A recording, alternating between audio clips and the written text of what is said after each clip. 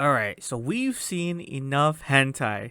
I see you guys. I know you guys watch that stuff. We've seen enough hentai to know exactly where this is going. Here we have Arata and his older sis. That's correct, guys. You heard this correct. Things are about to get a little, if you know what I mean. No, I'm kidding. They're not. Nothing's gonna happen, guys. Nothing's gonna happen. But here they both busted into this clinic where she works. They don't allow people to come in within visiting hours. So she obviously had to sneak in her brother, Arata, and then one thing led to another. They're hiding from the security guard now. So this scene pops up, because they don't want to be busted. Of course, pause. Maybe she does. Anyways, long story short, guys, so they're hiding from the security guard, and of course, this is kind of like fan servicey, if you will, but not really, guys. I was just really enjoying the storyline.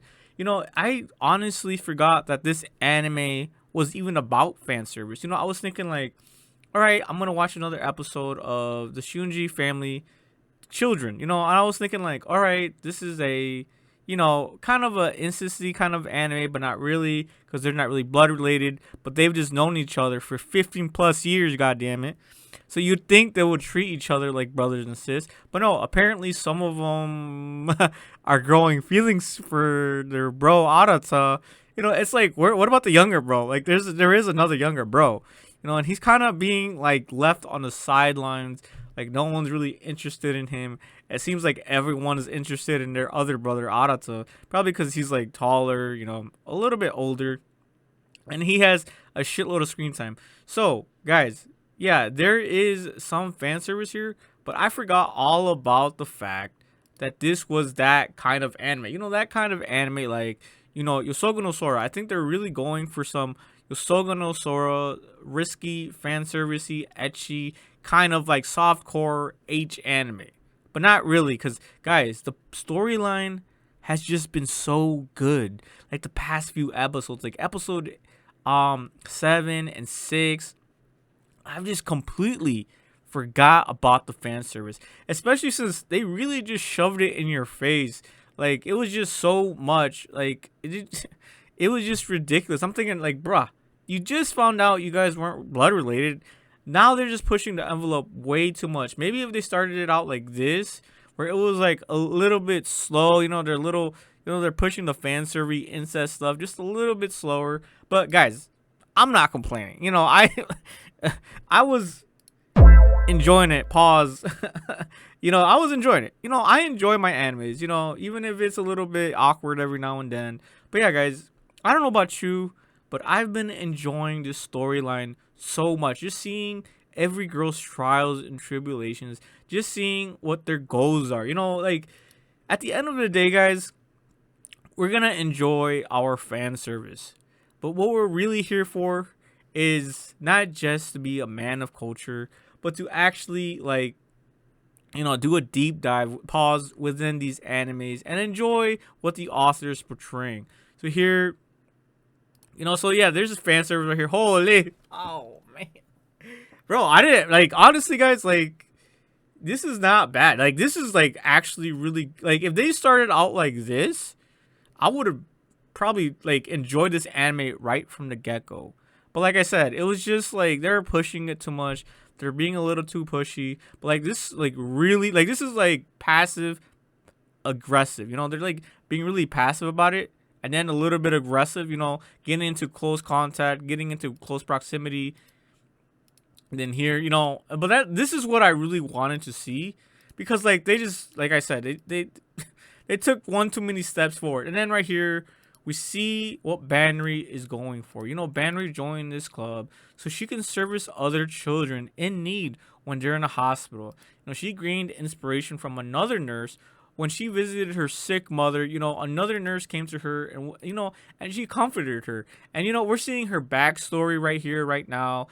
And excuse me.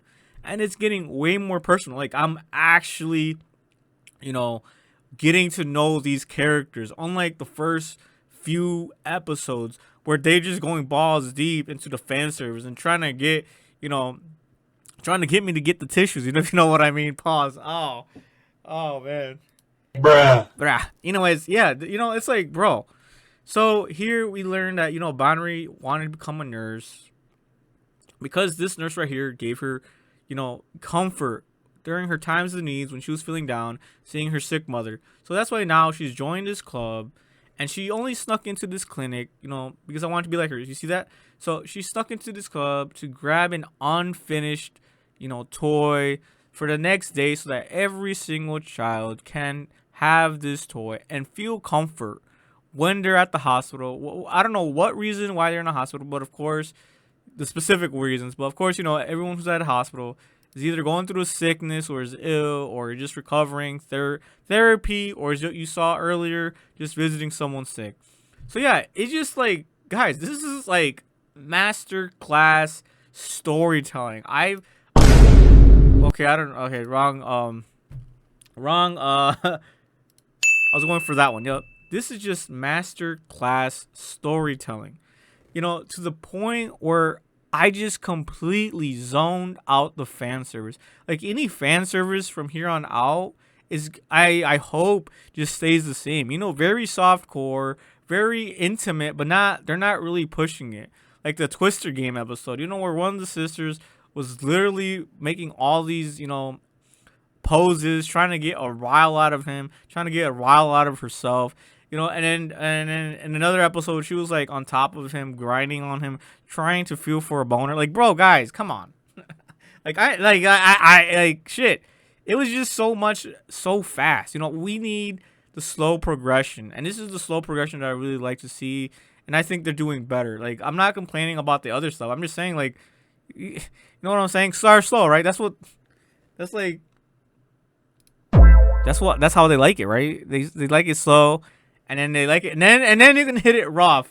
Then you can hit it rough, like, towards the end. Anyways, yeah, Anyways, but no, this has just been overall so refreshing.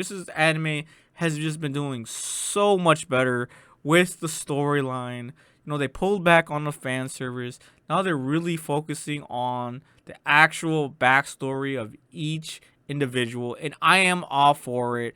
I can't wait to see more where this leads. And then even here, Banri, like, she teases him a little, and I was like a little, taken aback. I'm like, you guys are sharing this really great moment, and she chooses to ruin it by saying, I was afraid to cross the line when you dragged me to the floor back there, though. Because, when he was like right here, let me show you guys.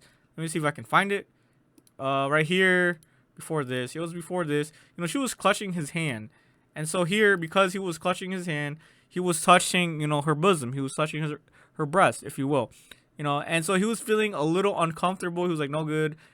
Complaining only makes her cling more.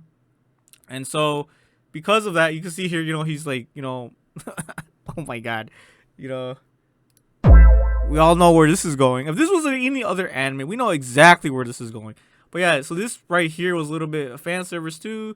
But of course, she was only clutching because, she's afraid of ghosts. She's afraid of the dark. She's afraid of the superstition.